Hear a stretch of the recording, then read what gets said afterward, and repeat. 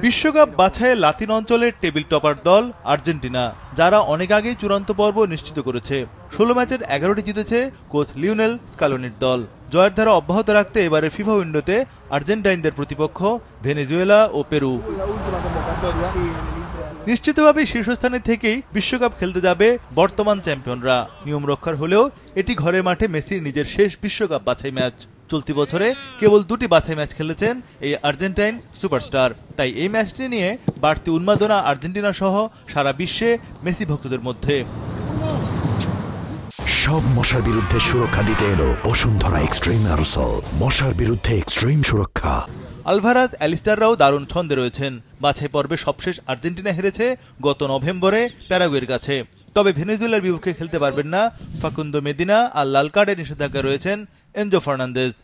দক্ষিণ আমেরিকা অঞ্চলে আর্জেন্টিনা 16 ম্যাচে সর্বাধিক 35 পয়েন্ট নিয়ে শীর্ষস্থানে রয়েছে। সমান ম্যাচে 25 পয়েন্ট নিয়ে 2 রয়েছে ইকুয়েডর।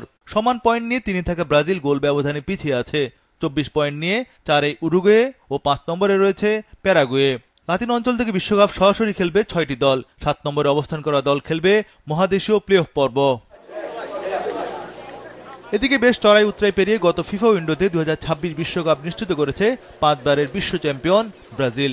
বাছাই পর্বে শেষ 2টি ম্যাচে তাই দলের অন্যতম সেরা পারফর্মার ভিনিসিয়াস জুনিয়রকে বিশ্রামে রেখেছেন তার ক্লাবের পুরনো গুরু কার্লো আনচেলোত্তি।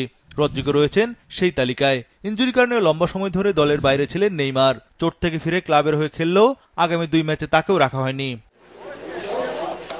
ঘরের মাঠে বিশ্বকাপ বাছাইয়ের শেষ ম্যাচ। চিলির বিপক্ষে আটঘাট বেঁধে নামছেন Ancelotti. Raphinha, Estevao, Joao Pedro ও গ্যাব্রিয়েল মার্টিনেল্লি এই 4 ফরোয়ার্ডকে শুরুর একাদশে রাখছেন ইতালিয়ান কোচ।